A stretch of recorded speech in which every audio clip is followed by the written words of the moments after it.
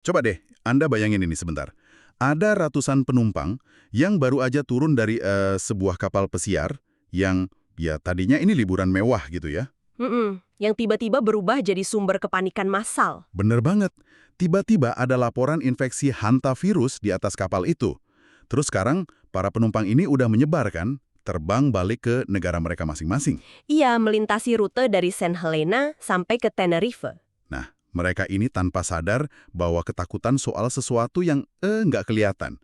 Pertanyaan yang langsung meledak di media sosial nih, di forum-forum internet adalah, apa ini awal dari pandemi global kita yang berikutnya? Apa kita bakal balik lagi dikunci di dalam rumah? Dan kepanikan kayak gitu tuh gampang banget menyebar ya. Apalagi trauma kolektif kita soal pandemi itu masih kerasa banget. Masih segar. Pasti sih. Ngasih jawaban yang sangat bertolak belakang sama kepanikan itu. Jawabannya tegas, tidak. Nggak sama sekali ya. Ya, ancaman hantavirus dari kapal pesiar ini buat jadi pandemi global itu hampir nol. Risiko buat individu, ya buat Anda yang lagi dengerin dan beraktivitas hari ini, itu disamain kayak peluang Anda tersambar petir. Sangat amat rendah ya. Dan karena kita lagi mau membedah argumen dari videonya Dr. Campbell ini, yang mana videonya secara terbuka menantang narasi institusi kesehatan global dan sempat nyenggol soal pengobatan alternatif juga. Betul, ini topik yang sensitif. Makanya saya harus perjelas banget posisi kita di sini. Kita sama sekali nggak memihak. Kita nggak membela, apalagi memvalidasi pandangan medis atau teori siapapun di sini. Benar. Tugas kita cuma melaporkan secara objektif ya. Iya, murni ngebongkar apa yang disajiin di materi sumber, lihat datanya dari mana, dan menganalisis kenapa klaim-klaim ini bisa bikin perdebatan yang panas banget. Setuju. Oke, mari kita bedah informasi ini. Kenapa pakar di sumber kita bisa seyakin itu bilang, ancaman pandeminya nyaris nggak ada? Nah, alasan utamanya itu balik lagi ke biologi dasar dari virusnya itu sendiri. Varian yang bikin heboh di kapal pesiar ini kan dikenal sebagai varian Andes. Oke, varian Andes. Beda sama patogen pernafasan yang gampang banget nular lewat udara di ruangan tertutup, kayak flu gitu misalnya. Mm-mm. Hantavirus varian Andes ini punya mekanisme penularan antar manusia yang sangat buruk. Jadi dia nggak bisa pindah cuma gara-gara Anda duduk sebelahan di pesawat atau nafas di ruangan yang sama. Oke, ini biar Anda yang dengerin gampang bayanginnya, kita pakai analogi aja ya. Kalau patogen pernapasan yang sukses, kayak flu, itu ibarat pencuri profesional yang masuk rumah tanpa suara. Iya, ngambil barang terus pergi sebelum ada yang sadar. Nah, hantavirus ini kebalikannya. Dia itu kayak pencuri yang sangat ceroboh, berisik banget. Ibaratnya mabuk terus ngedobrak pintu depan sambil teriak-teriak.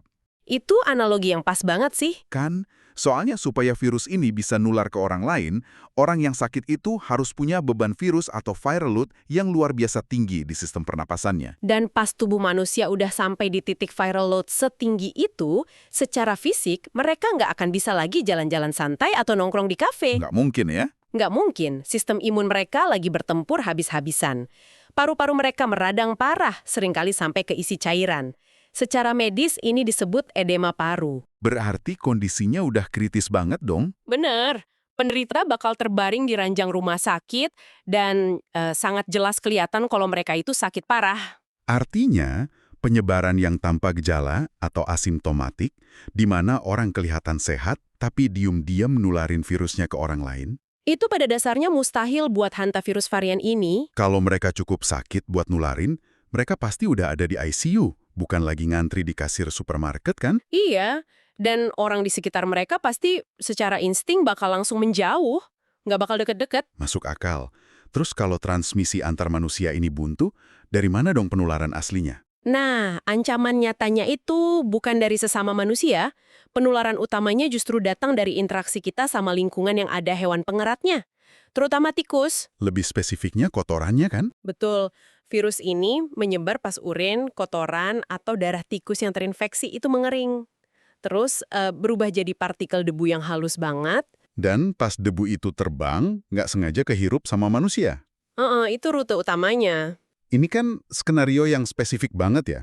Kayak biasanya kejadian kalau Anda misalnya masuk ke gudang tua yang udah bertahun-tahun dikunci, atau garasi yang berdebu. Atau kabin di tengah hutan gitu. Ya, terus Anda ambil sapu, mulai nyapu lantai yang kering, debunya ngebul ke udara. dan ya udah, Anda menghirup partikel virus itu langsung masuk ke paru-paru. Nah, menariknya, video sumber kita ini nyajiin data seroprevalensi yang lumayan bikin kaget. Seroprevalensi ini kan buat ngukur seberapa banyak sih orang di suatu populasi yang punya antibodi spesifik di darah mereka. Oke, jadi kalau ada antibodinya, Berarti tubuh mereka pernah ketemu dan ngelawan hantavirus di masa lalu. Dan datanya nunjukin di populasi umum tingkat seroprevalensinya tuh sekitar 2-3%. tunggu, 2-3% dari total populasi, itu angka yang lumayan gede loh. Lumayan gede. Dan denger gini, di kelompok orang yang memelihara tikus sebagai hewan peliharaan, Ada ya yang pelihara tikus? ada. Dan angka seroprevalensi mereka melonjak drastis sampai 32%. Wow, 32%. Berarti hampir sepertiga dari mereka itu pernah terpapar. Bener banget. Dan angka 32% ini ngebuka fakta yang beda jauh dari kepanikan di berita. Kalau sepertiga pemilik tikus peliharaan pernah kena, tapi rumah sakit nggak penuh sama pasien hantavirus. Berarti mayoritas infeksi yang terjadi itu sebenarnya ringan-ringan aja kan? Tepat. Banyak orang mungkin cuma ngerasa demam, pegal-pegal, terus ngira, ini cuma flu biasa. Terus mereka istirahat beberapa hari dan sembuh total tanpa pernah sadar kalau mereka baru aja ngalahin hantavirus. Iya. Sistem kekebalan tubuh mereka ngeberesin virusnya secara diam-diam. Dr. Campbell di videonya juga nyeritain satu anekdot nyata yang nyambung banget nih soal gimana lingkungan nggak bisa ningkatin risiko ini. Oh, yang soal di kota Birmingham ya? Di Inggris Tengah? Iya, jadi di sana itu sempat ada pemogokan petugas kebersihan atau binman. Berminggu-minggu sampah nggak diangkut. Numpuk di pinggir jalan ya pasti. Benar, di gang-gang di area perumahan. Dan reaksi alaminya, Ekologinya langsung bereaksi. populasi tikusnya meledak, makanannya melimpah kan? Dan karena tikusnya makin banyak hidup di dekat manusia, ya secara logis, risiko hantavirusnya naik drastis. Jadi ancamannya tuh bergeser.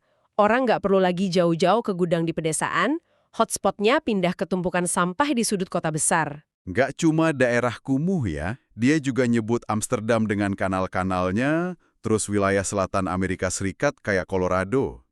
Itu area endemik yang emang rawan. Tapi justru disinilah logika saya mulai sedikit goyah. Kalau misalnya ini penyakit yang amat sangat jarang nular antar manusia, terus mayoritas yang kena aja nggak sadar mereka sakit, kenapa tiba-tiba ada pergerakan masif di tingkat global buat bikin vaksinnya? Nah, Disinilah bagian yang benar-benar menarik. Karena Dr. Campbell ngejawab kecurigaan penontonnya dan mengkonfirmasi kalau Moderna itu emang lagi ngembangin vaksin hantavirus berbasis mRNA. benar. Dan detail kolaborasinya itu bukan sekedar rumor. Ini dipublikasikan di jurnal yang sangat bergengsi dari American Association for the Advancement of Science. Itu lembaga serius loh. Sangat serius, sejak September 2024, Vaccine Innovation Center di Korea University College of Medicine itu udah kerjasama skala penuh sama Moderna. Oh, lewat inisiatif kesehatan masyarakat mereka itu ya. Iya, program mRNA Access miliknya Moderna. Tapi coba deh, kita pikirin, secara finansial dan logis, gimana perusahaan farmasi dan institusi di Korea ini berharap bisa dapat balik modal, return on investment mereka dari mana? Itu pertanyaan yang valid banget sih. Biaya riset mRNA kan nggak main-main mahalnya. Iya kan, kalau penyakitnya susah nular antar manusia, terus pemicu utamanya cuma debu kotoran tikus yang rata-rata bisa dihindarin pakai masker biasa, kenapa bakar uang jutaan dolar buat ini? Nah, yang menarik di sini adalah alasan dibalik pembuatan vaksin itu. Ini berkaitan erat sama konsep yang dinamakan penyakit X atau disease X. Penyakit X. Kedengarannya kayak judul film konspirasi ya. Memang kedengarannya fiksi, tapi ini sangat nyata. Organisasi Kesehatan Dunia, WHO, udah masukin hantavirus ke dalam daftar prioritas patogen berpotensi tinggi di tahun 2024. Kenapa bisa masuk daftar prioritas? Jadi WHO ini ngumpulin sekitar 200 ilmuwan dari 53 negara. Dokumen mereka mengevaluasi sekitar 30 keluarga virus buat nyari penyakit X ini. Maksudnya patogen misterius yang bakal micu pandemi global berikutnya gitu? Betul. Setelah kita ngelewatin H1N1 di 2009, terus H7N9, dan tentunya COVID di 2020, hantavirus masuk radar karena walaupun susah nular, tingkat kematiannya kalau sampai parah itu tinggi. Tapi narator di sumber video kita kan agak mempertanyakan ini ya. Dia mempertanyakan penanganan medis dari institusi-institusi ini. Iya, dia kritis banget soal itu. Dia nanya, kenapa sih dunia kayaknya langsung otomatis melompat ke pengembangan vaksin mRNA yang mahal, padahal mungkin ada langkah penanggulangan medis yang lain. Dia bahkan ngisi contoh dari pengalaman pribadinya sendiri. Benar. Dia nyeritain gimana dia konsumsi ivermectin 12 mg sehari selama 7 minggu. Dan dia bilang nggak ngerasain efek samping sama sekali. Iya, dan dari situ dia nanya-nanya apakah obat kayak ivermectin ini bisa efektif buat hantavirus. Karena hantavirus kan juga virus RNA ya, sama kayak COVID. Betul. Meskipun, dan ini harus digarisbawahi ya, dia sendiri secara terbuka ngakuin kalau belum ada bukti ilmiah yang valid soal kemanjuran ivermectin buat hantavirus ini. Iya, kita harus jelas soal itu. Tapi balik lagi ke pertanyaan saya soal ROI tadi. Gimana caranya secara finansial ini masuk akal buat Moderna? Analisis paradoks finansial ini emang bikin dahi berkerut sih. Pendanaan yang begitu besar untuk ancaman yang penyebarannya bisa dicegah dengan sapu basah, itu rasanya jomplang banget. Sangat jomplang. Dan paradoks ini secara alami bawa kita ke diskusi soal dokumen resmi vaksin lain yang anehnya juga punya kejanggalan soal hantavirus. Oh iya. Ini bagian di mana saya baca ulang catatan pas nonton, saking anehnya. Soal pertanyaan dari penontonnya itu kan? Benar. Ada penonton yang nanya, apa infeksi hantavirus itu terdaftar sebagai adverse event atau efek samping kejadian ikutan pasca otorisasi vaksin COVID-19 Pfizer? Dan jawabannya bikin kaget. Jawabannya, ya. Ada di sana. Kita harus bedah dokumennya nih. Judulnya itu Cumulative Analysis of Post-Authorization Adverse Events Reports of the Pfizer Vaccine Received through 28th of Feb 2021. Itu dokumen yang masis banget loh. Ribuan halaman. Sangat detail dan di dalamnya tercatat segala macam keluhan pasca vaksinasi. Pas saya lihat daftar spesifiknya, itu mencakup hal-hal yang ekstrim banget. Dari trombosis vena dalam, dermatitis, sindrom Gillan. Hemolitik anemia juga ada. Iya, pendarahan ke rongga perut atau hemorrhagic ascites, sampai hal yang subjektif dan aneh kayak ngerasa deja vu. Deja vu masuk efek samping ya? Masuk. Dan yang bikin merinding, tepat di antara hemorrhagic vasculitis dan Hashimoto's encephalopathy, tertulis jelas hantavirus pulmonary infection. Itu benar-benar nyempil di sana. Kalau saya boleh pakai analogi lagi nih ya, menemukan infeksi virus pernapasan yang asalnya dari tikus di dalam daftar efek samping vaksin mRNA itu, Ibaratnya kayak apa tuh? ibarat Anda lagi baca buku panduan cara memperbaiki mesin mobil yang rumit banget, terus tiba-tiba di tengah halaman ada resep cara bikin sup ayam. Sangat nggak pada tempatnya. Bingung kan? Kok bisa ada di situ? Nah, jika kita hubungkan ini dengan gambaran besarnya, pakar dalam video ngajuin beberapa hipotesis soal kenapa ini bisa terjadi. Apa karena kebetulan aja? Itu kemungkinan pertama. Apakah ini cuma kebetulan temporal yang murni nggak ada hubungan sebab akibat? Misalnya, orang abis divaksin, terus besoknya dia nyapu garasi, berdebu, kena hantavirus, masuk rumah sakit. Oh, terus karena dia kebetulan baru divaksin, sistem pencatatan rumah sakit masukin itu ke dalam daftar efek samping vaksinnya. Betul. Sistem kan nyatet aja tanpa mikirin logikanya. Tapi narator juga punya dugaan kedua yang lebih mendalam. Dugaan soal mRNA-nya itu ya? Iya. Ada kemungkinan nggak sih kalau imunisasi pakai vaksin asam ribonukleat atau mRNA ini entah gimana bisa mempengaruhi kekebalan tubuh sementara waktu? Maksudnya bikin tubuh lebih rentan gitu? Mempredisposisi seseorang buat jadi lebih gampang kena infeksi virus asam ribonukleat lainnya yang dari lingkungan luar, kayak hantavirus ini. Wow. Tapi terlepas dari mana yang benar, ini nyiptain masalah yang jauh lebih besar ya? Betul, dan ini kesimpulan yang dicatat sama sumber kita.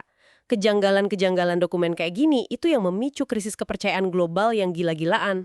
Masyarakat jadi kehilangan kepercayaan sama organisasi internasional. Iya, mereka jadi ngerasa kita ini nggak pernah tahu loh apa yang sebenarnya lagi direncanakan sama institusi-institusi besar ini. Dan bahasanya terlalu teknis tanpa konteks yang jelas, jadinya orang awam cuma bisa nebak-nebak kan? Bener, nebak-nebak yang ujungnya malah jadi konspirasi liar. Jadi, apa makna dari semua ini? Buat Anda yang lagi dengerin, hal paling praktis yang perlu diingat dari semua keributan ini adalah ancaman pandemi hantavirus saat ini nggak nyata. Setuju, nggak perlu panik berlebihan soal ini. Wabahnya bakal mereda dengan sendirinya. Tapi ini tips praktis buat Anda. Kalau Anda lagi ada di tempat yang berdebu banget atau area yang banyak tikusnya, Jangan langsung disapu pakai sapu kering, nah itu, basahi dulu areanya. Semprot pakai air yang udah dicampur antiseptik. biar debunya nggak terbang kan? Betul. Dan selalu kenakan pakaian pelindung sama masker respirator yang proper. Tapi selain tips praktis itu, ada satu kekhawatiran tersembunyi yang disorot banget sama Dr. Campbell di videonya. Soal risetnya ya? Iya, dia sangat berharap dengan masuknya hantavirus ke daftar penyakit X, jangan sampai ada penelitian gain of function yang dilakukan pada virus ini. Penelitian peningkatan fungsi yang di lab itu? Betul, mengingat patogenisitasnya atau kemampuannya bikin orang sakit parah dan tingkat kematiannya itu udah sangat tinggi. Walaupun penularannya rendah ya sekarang. Nah, bayangin kalau virus yang sangat mematikan ini diajarin di lab supaya lebih gampang menular lewat udara. Waduh, kalau sampai bocor, itu baru skenario kiamat yang beneran. Makanya, ini memunculkan pertanyaan penting. Sesuatu yang patut direnungkan. Apa tuh? Kalau sebuah virus itu terbukti secara alami sangat sulit menular antar manusia, apakah dengan sengaja masukin dia ke daftar prioritas penyakit X yang akhirnya memicu miliaran dana riset dan pengembangan vaksin? Bukannya itu justru menciptakan kepanikan baru yang nggak perlu? Bener juga. Dan buat Anda yang mendengarkan, pikirkan ini. Apakah merilis dokumen medis resmi yang sangat teknis, kayak dokumen Pfizer tadi? Yang ribuan halaman itu? Iya, yang transparan tapi tanpa ngasih penjelasan atau konteks sama sekali. Apakah transparansi mentah kayak gitu justru lebih banyak melahirkan teori konspirasi daripada memberikan rasa aman buat publik? Sesuatu untuk Anda pikirkan hari ini. Pastinya. Terima kasih udah gabung sama kita dalam eksplorasi mendalam ini.